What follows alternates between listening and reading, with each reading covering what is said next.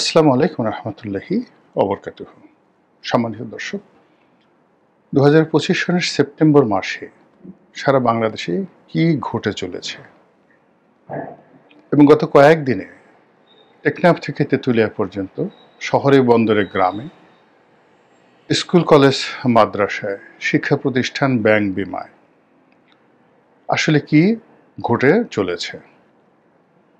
আমরা এই ঢাকা শহরে যারা বসবাস করি, ঢাকাতে আমরা কিসের গন্ধ পাচ্ছি? কি সেই গন্ধ? চারিদিকে যেসব আওয়াজ আসছে, যে সকল কথাবার্তা হচ্ছে এবং পুরো আগস্ট জুড়ে যা কিছু ঘটেছে তার প্রতিক্রিয়া সেপ্টেম্বর মাস এসে কেমন যেন একটা এলোমেলো অবস্থা, সবার মধ্যে অশান্তি, সবার মধ্যে আতঙ্ক এবং যে সকল ঘটনা নজিরবিহীন ঘটনা ঘটছে, একটির সঙ্গে অন্যটির তাল মেলানো যাচ্ছে না। যেমন ধরুন, মুক্তিযোদ্ধা ফজলুর রহমান ওনার বাসার সামনে কিছু তরুণ এবং তরুণী, অল্প কয়েকজন, 7 থেকে 8 জন, তারা একটা মব করার চেষ্টা করলেন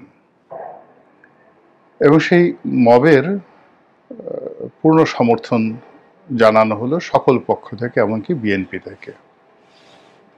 এবং মবের ভয়ে বিএনপি তাদের একজন সিনিয়র নেতা, বিএনপির দুঃসময়ের কাণ্ডারি, যখন বিএনপির পক্ষে কথা বলার লোক ছিল না, জিয়াউর রহমানকে নিয়ে, তারেক জিয়াকে নিয়ে, বাংলাদেশি জাতীয়তাবাদকে নিয়ে, শেখ হাসিনার দিকে তাকিয়ে আঙ্গুল উঁচিয়ে যখন বিএনপির পক্ষে কথা বলার একজন সিঙ্গেল লোক ছিল না, তখন যে মানুষটি আঙ্গুল তুলেছিলেন, শেখ হাসিনাকে চ্যালেঞ্জ জানিয়েছিলেন, সেই মানুষটির নাম ফজলুর রহমান। তিনি বিএনপিতে কবে যোগদান করেছেন আমি বলতে পারবো না, তবে নিঃসন্দেহে এটা অনেক দিন হয়ে গেল। এবং বিএনপির যে সুখ সময়, যে সময়টিতে একেবারে বিএনপির খুব তেলে ঝোলে অবস্থা, সেই সময়টিতে ফজলুর রহমান বিএনপিতে ছিলেন না, অর্থাৎ বিএনপির যে সুযোগ এবং সুবিধা ওটা তিনি কখনো পাননি। বরং বিএনপি যখন অচল অবস্থা, বিএনপি যখন খারাপ সময়, পুরো সময়টি তিনি সর্বোচ্চ মেধা, যোগ্যতা, শক্তি, সামর্থ্য দিয়ে তিনি দলটিকে সাপোর্ট করেছেন, আর সেই দলটি তাকে মক্কারীদের হাতে তুলে দিয়েছে। এখন এখানে দুটো বিষয়। প্রথমত মক্কারীদের ক্ষমতা, 6 থেকে 7 জন তরুণ তরুণী, তাদের ক্ষমতা, অথবা বিএনপির দুর্বলতা, এই গেল একটা। অথবা বিএনপির নিকট জনাব ফজলুর রহমান বা ফজলুর রহমানের মতো যারা লোকজন বিএনপির দুঃসময়ে ছিলেন, বিএনপি আসলে তাদের সুসময়ে এই লোকগুলোর কর্মকাণ্ড স্মরণ করতে চাচ্ছে না। এটা হয়, সবসময় হয়, প্রকৃতিতে হয়। কিভাবে হয়? ধরুন, আপনি একটা সময় খুব দুরবস্থার মধ্যে পড়েছেন এবং আপনার অনেক লোক আপনার সহযোগিতা করেছে, আর রাতারাতি আপনি মন্ত্রী হয়ে গেলেন, এমপি হয়ে গেলেন। আপনার আতঙ্ক যে এই লোকগুলো যদি বলে দেয় যে এই বিপদের দিনে তিনি তাকে সহযোগিতা করেছেন, সাহায্য করেছেন, তো কাজেই বিপদ থেকে উদ্ধার পাওয়ার পর, ভালো একটা সুযোগ পাওয়ার পর সেই মানুষটি হিজরত করে দূরে কোথাও চলে যায়, অথবা তার যে উপকারী রয়েছে তাদের থেকে সে নিজেকে গুটিয়ে দূরে রাখে, অথবা উপকারীর মুখ বন্ধ করে দেয় যেন তারা খোঁটা দিতে না পারে। এরকম ঘটনা ঘটতে পারে বিএনপির ক্ষেত্রে। অথবা বিএনপি এমন কারো মনোরঞ্জনের চেষ্টা করতে পারে, যে চেষ্টা বলতে গেলে অনেকেই করে। এনিওয়ে, বিএনপি যে কাজটি করেছে সেই কাজটির পরে সরকারও ঠিক একই কাজ করে যাচ্ছে। ইদানিং ডক্টর মোহাম্মদ ইউনূসের যে কর্মকাণ্ড, কথাবার্তা, তার কোনোটারই কোনো ধারাবাহিকতা নেই। তার দীর্ঘদিনের সঙ্গী, সাথী, সাহায্যকারী, সেই ছাত্র জনতা যারা তাকে নিয়োগ দিয়েছেন, সেই মাস্টার মাইন্ড, সে হাসনাত সার্জিস, সেই জামাতের আমির থেকে শুরু করে যারা আছেন, এখন তাদের সকলের মধ্যে কেমন যেন একটা শত যোজন দূরত্ব দেখা দিয়েছে। আর ঠিক সেই জায়গাতে তিনি বন্ধু হিসেবে বিএনপিকে যেভাবে নিয়েছেন, ওটার মধ্যেও কোনো বন্ধন তৈরি হচ্ছে না। বিএনপি তাকে ট্রাস্ট করতে পারছে না, পাম্প দিচ্ছে, কিন্তু বিশ্বাসের মধ্যে আনছে না, অর্থাৎ বায়ু দিচ্ছে কিন্তু বিশ্বাস এবং আস্থা আনতে পারছে না। একইভাবে বিএনপির উপর ভরসা করে ডক্টর মোহাম্মদ ইউনূস যে ঝুঁকি নেবেন, এটাও তিনি ভরসা পাচ্ছেন না। ফলে এখন তিনি বলতে গেলে অনেকটা কুল হারা, একটা মানে রমণী যেরকম হয় ঠিক ওই রকম ডক্টর মোহাম্মদ ইউনূস সব কুল হারিয়ে ফেলেছেন। অনেকটা ভাগ্যকুলের মতো আর কি। ভাগ্যকুলকে আপনারা জানেন কিনা বলতে পারবো না। এনিওয়ে, তো তিনি হারিয়ে ফেলেছেন সবকিছু, সরকারের যারা আছেন। তারপর বিএনপি, জাতীয় পার্টি, জামাত, এনসিপি, এরপর যাকে বলা হয় চরমোনাই, এই যে রাজনৈতিক দলগুলো গত একটি বছরে অন্তত 10 থেকে 12 বার তারা সকলেই লক্ষ্যচ্যুত হয়েছেন।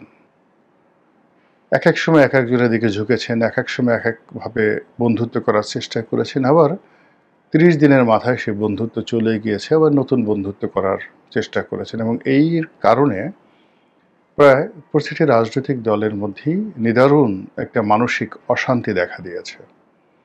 তাদের কথাবার্তায় ধারাবাহিকতা নাই, অনেকেই মেজাজ হারিয়ে ফেলছেন, অনেকে অসুস্থ হয়ে পড়েছেন। এই যে জামাতের আমির হঠাৎ করে অসুস্থ হয়ে পড়লেন, তার হার্টে 5টি ব্লক।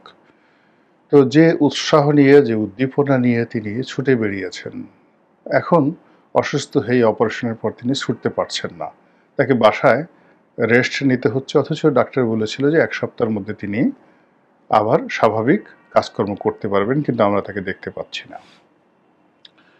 ঢাকা বিশ্ববিদ্যালয়, জাহাঙ্গীরনগর বিশ্ববিদ্যালয়, রাজশাহী বিশ্ববিদ্যালয় ছাত্র সংসদ নির্বাচন হচ্ছে, এবং এখানে যেভাবে শিবিরের জয় জয়কার কল্পনা করা হচ্ছিল, ইতিমধ্যে কয়েকটি ঘটনা, বিশ্ববিদ্যালয়ের কয়েকটি ঘটনা, শিক্ষা প্রতিষ্ঠানগুলোর কয়েকটি ঘটনা পুরো নির্বাচনকে অনিশ্চিত করে তুলেছে।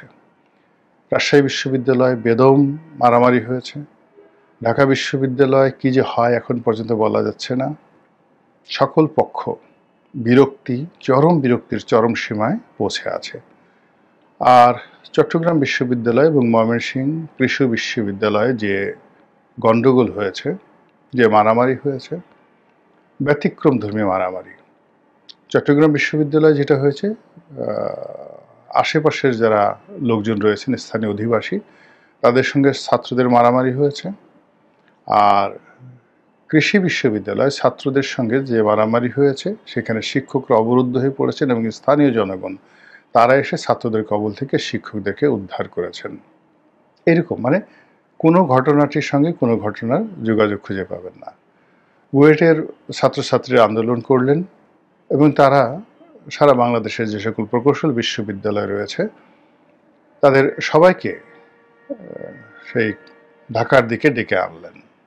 তারপর সেটি নিয়ে মারামারি হলো, কাটাকাটি হলো, এখন তারা কমপ্লিট শাটডাউনে চলে গেছেন। এই হলো শিক্ষা প্রতিষ্ঠানের অবস্থা। Awami League all on a sudden খুব ঘন ঘন মিছিল করছেন এবং প্রতিদিনই 2, 4, 10টি মিছিলের ছবি চলে আসছে। কখনো নারায়ণগঞ্জ, কখনো তেজগাঁ, কখনো যাত্রাবাড়ি, কখনো সায়দাবাদ, কখনো ধানমন্ডি। খুব ছোট ছোট, কিন্তু এর পরিমাণ অনেক বেশি, যা কিনা প্রতিপক্ষকে ভীষণ রকম আতঙ্কগ্রস্ত করে তুলছে। আর শেখ হাসিনা খুব ডিপ্লোম্যাটিক ভাষায় কথা বলা শুরু করেছেন, সবাইকে ধৈর্য ধারণ করতে বলছেন এবং যাকে বলা হয় আবার ফিরে আসার অঙ্গীকার ব্যক্ত করেছেন এবং সবাইকে ক্ষমা করে দেওয়ার কথা বলছেন। এটা খুবই সন্দেহজনক, ভয়ঙ্কর। এর কারণ হলো, সে যখন তার স্বাভাবিক আচরণ করবে, ফুস করবে, ফাঁস করবে, রাগা হবে, একে মারবো, ওকে ধরবো, ওকে এই করবো, এইগুলো খুব স্বাভাবিক আচরণ। কিন্তু সে যখন খুব শান্ত হয়ে যাবে, ধীর হয়ে যাবে, স্থির হয়ে যাবে, তখন ধরে নিতে হবে যে he has been advised by someone with a good assurance. পেছন থেকে ভালো কেউ তাকে আশ্বাস দিয়েছে এবং তিনি সেটা বিশ্বাস করেছেন এবং সেই অনুযায়ী তিনি তার স্বাভাবিক চরিত্র, ভাষা সবকিছু বদল করেছেন। এইগুলো রাজনৈতিক অবস্থা। এবার আসেন প্রশাসন। পুলিশ ঘন ঘন বৈঠক করছে, ঊর্ধ্বতন কর্তৃপক্ষ কি নিয়ে বৈঠক করছেন, কি হচ্ছে সেখানে আমরা কিছুই জানি না। বলা হচ্ছে ঢাকাতে সর্বোচ্চ সতর্ক অবস্থায় রয়েছে পুলিশ। এখন পুলিশের যে চেইন অফ কমান্ড, সেই চেইন অফ কমান্ডে তারা সর্বোচ্চ সতর্কতায় থাকলে কি হবে, আর এখন যেভাবে আছেন সেভাবে থাকলে কি হবে, এটা একটা $1 মিলিয়ন প্রশ্ন। তারা কি সর্বোচ্চ সতর্কতায় আছেন নিজেদেরকে রক্ষা করার জন্য নাকি জনগণের জানমাল রক্ষা করার জন্য, আওয়ামী লীগকে মোকাবেলা করার জন্য, বা আওয়ামী লীগের যে কোনো সময় উত্থান হতে পারে সেটার মোকাবেলার জন্য, নাকি এখন যে সকল পক্ষ রয়েছে, যেভাবে নুরু তারপর জাতীয় পার্টি মারামারি করলো, একইভাবে অন্য রাজনৈতিক দলগুলোর মধ্যেও যদি অনিবার্য কোনো মারামারি হয় সেক্ষেত্রে পুলিশের ভূমিকা কি, সেনাবাহিনীর ভূমিকা কি। আর এখানে মাঠের যে প্রশাসন, সেই প্রশাসনে সেনাবাহিনী ম্যাজিস্ট্রেসি পাওয়ার নিয়ে আছে। যতক্ষণ পর্যন্ত কোনো একটি অঞ্চলে সেনাবাহিনী থাকে, ইচ্ছাই হোক অনিচ্ছাই হোক, সে এলাকার সকল প্রশাসন আসলে সেনাবাহিনীর কথায় চলে। এখন ধরুন জেলাতে ডিসি আছেন, এসপি আছেন, উপজেলাতে ওসি সাহেব আছেন, টিওনো সাহেব আছেন, কিন্তু ওই এলাকাতে ধরুন একজন মেজর আছেন, জেলাতে একজন লেফটেন্যান্ট কর্নেলের দায়িত্বে যে সকল অফিসাররা আছেন, ইচ্ছাই হোক অনিচ্ছা হোক মানুষের নজর কিন্তু সেই সেনাবাহিনীর দিকে, এবং এটাই বাস্তবতা। গত 1টি বছরে সেনাবাহিনী কার্যত কোনো অ্যাকশনে যায়নি। একেবারে যেগুলো না হলেই নয়, যেগুলো না হলেই নয় সেই জায়গাগুলোতে তারা অ্যাকশনে গিয়েছে, যেমন গোপালগঞ্জে গিয়েছেন সর্বশক্তি দিয়ে, এবং বলতে গেলে আন্তরিকভাবেই তারা গোপালগঞ্জের পরিস্থিতি নিয়ন্ত্রণ করার চেষ্টা করেছে এবং সরকারকে সর্বতোভাবে খুশি করার চেষ্টা করেছে, এনসিপিকেও খুশি করার চেষ্টা করেছে। গোপালগঞ্জে তারা যে সক্রিয়তা দেখিয়েছে, যে প্রফেশনালিজম দেখিয়েছে, আমি ইতিবাচক অর্থেই বলছি, এটা বাংলাদেশের সেনাবাহিনীর ইতিহাসে এইরকম কোনো ঘটনা ঘটেনি। ডাইরেক্ট গুলি করে অসংখ্য মানুষ মারা, তারপর অনেক দিন 4-5 দিন কারফিউ দিয়ে পুরো এলাকাতে একটা ভীতিকর অবস্থা তৈরি করা, এরকম ঘটনা আসলে আমি এই বাংলাদেশে যেই কয়বারই সামরিক শাসন হয়েছে আমার যতটুকু মনে আছে আমি কখনো এরকম ঘটনা দেখিনি। অতীতে বিভিন্ন সময় যত অভিযোগ ছিল পুলিশের বিরুদ্ধে, এই গেল পুলিশের অবস্থা, সেনাবাহিনীর অবস্থা। তারপর ধরুন এখন সেনা প্রধান, তার চাকরির মেয়াদ বোধহয় সম্ভবত ডিসেম্বর পর্যন্ত আছে, এরকম একটা কথাবার্তা আমরা শুনতে পাচ্ছি। সেনাবাহিনীতে অনেকগুলো নিয়োগ হলো, নিয়োগ মানে কি, পদোন্নতি হলো, বদলি হলো, এবং খুবই সেন্সিটিভ। বিশেষ করে সাভারের যে জিওসি যিনি হলেন, এটি খুবই একটা সেন্সিটিভ, 9 ডিভিশনের জিওসি। তারপরে কুমিল্লার যিনি জিওসি হন ঢাকার পাশে, অত্যন্ত গুরুত্বপূর্ণ। তারপর হলো গাজীপুর। এখন কুমিল্লা এবং ঢাকার যে সাভার ক্যান্টনমেন্টের যে জিওসি, এ পদে পরিবর্তন এসেছে। অনেকগুলো পদে, গুরুত্বপূর্ণ পদে প্রমোশন হয়েছে, ব্রিগেডিয়ার থেকে মেজর জেনারেল। আমাদের দেশে পেপার পত্রিকা আসেনি, কিন্তু দেশের বাইরের পেপার পত্রিকা যেটা এসেছে খুবই গুরুত্বপূর্ণ। এর মধ্যে বিদেশি একটা খবর, সেটা হলো মার্কিন সিক্রেট সার্ভিস। মার্কিন সিক্রেট সার্ভিস, সেটা কি এফবিআই না সিআইএ এটা বলতে পারবো না। মার্কিন সিক্রেট সার্ভিসের এক কর্মকর্তা ঢাকার কোন হোটেলে কি হয়েছেন, এরকম একটা খবর ভারতীয় পত্রপত্রিকায় এসেছে। আমি বলতে পারবো না, এর বাইরে আর বাংলাদেশ করা সম্ভব নয়। এটা নিয়ে হয়তো কোনো যাকে বলা হয় পর্দার আড়ালে কিছু একটা হচ্ছে। নচেত মার্কিন রাষ্ট্রদূত খুব অস্বাভাবিক তৎপরতা দেখাচ্ছেন। এরপর চীন সফর থেকে এসে সেনাপতি, প্রধান সেনাপতি, তিনি রাষ্ট্রপতি, তারপর প্রধান উপদেষ্টা, এরপর প্রধান বিচারপতির সঙ্গে দেখা করেছেন। এর মধ্যে প্রধান বিচারপতির সঙ্গে তার বৈঠকটি ভীষণ রকম যাকে বলা হয় দৃষ্টান্তহীন, নজিরবিহীন। অতীতে এরকম নজির দেখা যায়নি। এবং এই ঘটনার পর সারা বাংলাদেশে খবর ছড়িয়ে পড়ে বা গুজব ছড়িয়ে পড়ে যে জরুরি অবস্থা অনিবার্য, জরুরি অবস্থা আসছে, সেনা শাসন আসছে ইত্যাদি। এবং পরবর্তীতে দেখা গেল যে উনি যে প্রধান উপদেষ্টার সঙ্গে দেখা করেছে এবং সেখানেও এই বাইরে যে গুজব হচ্ছে সেই গুজবের ব্যাপারে প্রধান উপদেষ্টা যেন চিন্তিত না হন, ভুল না বুঝেন বা তার কর্মশক্তি হারিয়ে না ফেলেন। এজন্য সেনাপ্রধান তাকে সান্ত্বনা বাণী শুনিয়েছেন, আশ্বাস দিয়েছেন, অ্যাসুরেন্স অ্যান্ড সিম্প্যাথি দুটোই দেখিয়েছেন। এখন এখানে যে রাষ্ট্রীয় প্রোটোকল, সেই রাষ্ট্রীয় প্রোটোকলে সেনাপ্রধানের এই ধরনের আশ্বাস দেওয়ার কোনো প্রয়োজন নেই, বরং প্রধান উপদেষ্টা বলতে পারেন, স্নেহের বশে বলতে পারেন যে আপনার ব্যাপারে আমরা খুশি, we are happy, nothing to B worried, carry on. কিন্তু এখানে বিষয়টা উল্টো হয়ে গেছে। আমার খুব একটা ব্যক্তিগত ঘটনা মনে পড়ল। আমার জ্যেষ্ঠ সন্তানটি ছোটকাল থেকে সাহসী, দুর্ধর্ষ, ডেসপারেট। তো ও যখন ওর বয়স 3 বছর, তখন আব্বা মাঝে মধ্যে আমাদের বাসায় এসে থাকতেন এবং যখন খুব ঘন ঘন কারেন্ট যেত। তো আমি এই ঘটনাটা বলছি 96 সনের বা 97 সনের সময়। তো আমরা একদিন বাইরে বেরোলাম, আমি আমার স্ত্রী, বাসায় ছোট ছেলেটা থাকবে, আব্বা আছেন। তো আব্বাকে যাওয়ার সময় বলে গেলাম যে আব্বা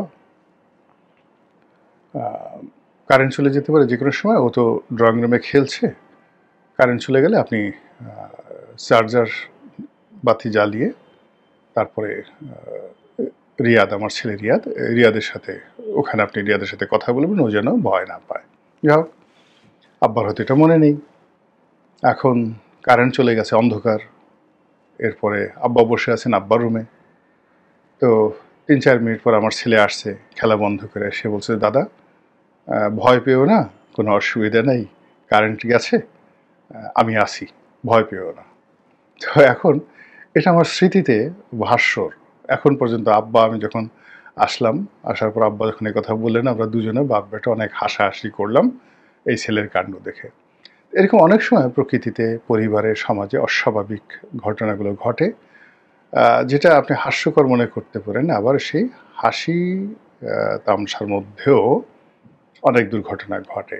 এই যে মাসটি চলতেছে, সেপ্টেম্বর মাস, এটাকে অনেকে ব্ল্যাক সেপ্টেম্বর বলে। এর কারণ হলো ১১ বলতে আমরা যা বুঝাই 2006 সনে যে সেনা শাসন এসেছিল, তার যে ক্ষেত্র, অধিক্ষেত্র তৈরি হয়েছিল এই সেপ্টেম্বর মাসে। সব কিছু এলোমেলো ছিল। আপনাদের যদি মনে থাকে 2006 সনের এই সময়টিতে, সেপ্টেম্বর মাসে, আপনি দেখবেন যে ইলেকশন কমিশন, সরকার, বঙ্গভবন, গণভবন, সেক্রেটারিয়েট, সব মিলিয়ে একটা এলোমেলো অবস্থা। ঠিক সেই সময়ের মধ্যেই সেপ্টেম্বরে যা কিছু ঘটলো, অক্টোবরে এসে সেটা ওই যে লগি বৈঠার যে মারামারি হলো এবং আওয়ামী লীগের সেই লাঠি পিটায়, অনেকটা সেই সাপ যেভাবে পিটায় সেভাবে পিটিয়ে বহু সংখ্যক মানুষকে আওয়ামী লীগ মেরে ফেললো এবং তারপরেই ১/১১ চলে আসলো। এই জন্য এই সেপ্টেম্বর মাসটিকে অনেকে ব্ল্যাক সেপ্টেম্বর বলে, আর অক্টোবরকে অনেক সময় কি বলে, সেই লগি বৈঠার মাস বলে। যাই হোক, আমাদের জাতীয় জীবনে অনেক দুর্ভাগ্য, অনেক অশনি সংকেত, অনেক কিছু ঘটেছে। অতীতে আমরা সেই যে ঋণগুলো আমরা মোচন করতে পারিনি, সেই যে পাপের বোঝা সেটা মাথা থেকে নামাতে পারিনি, বরং একটি পাপ আল্লাহ রাব্বুল আলামিন তার আপন গুণাবলীতে মোচন করে দিয়েছেন, নতুন একটা সূর্য দিয়েছেন, সম্ভাবনা দিয়েছেন। আর আমরা নাফরমান, অবাধ্য জাতি হিসাবে, অকৃতজ্ঞ মানুষ হিসাবে আল্লাহর দেওয়া সেই নিয়ামতকে আমরা অস্বীকার করেছি এবং সর্বশক্তি দিয়ে আল্লাহর সেই নিয়ামতকে অসম্মান করার যে অদম্য আমাদের উন্মত্ততা, এটা আমরা প্রদর্শন করেছি। আমরা কওমে সালেহের জমানার সেই উষ্ট্রির কাহিনী জানি। আল্লাহ রাব্বুল আলামিন ওই জাতির জন্য একটি উট নিদর্শন রূপে দিয়েছিলেন, কামধেনুর মতো। অর্থাৎ সবসময় এই উট যে দুধ দিত, স্বর্গীয় এই উট, তাতে ওই কওমের সকল অভাব দূর হয়ে যেত। যা হোক, সেই উটটিকে তারা একটা সময় মেরে ফেলল। এই কারণে আমরা অবাধ্য জাতি, অকৃতজ্ঞ জাতি বলতে কওমে সালেহকে বুঝি। একইভাবে আমাদের এই দেশের এই সমাজে আল্লাহ রাব্বুল আলামিন আমাদের 15 বছরের কান্নার ফলে যে বিজয় দিলেন, যে বিপ্লব দিলেন, যে আশীর্বাদ দিলেন, আমরা রাতারাতি খুব অল্প সময়ের মধ্যে সবাই যার যার মুখোশ আমরা উন্মোচন করে আজকের এই সেপ্টেম্বর মাসে এসে বাতাসে যে গন্ধ পাচ্ছি, সেই গন্ধ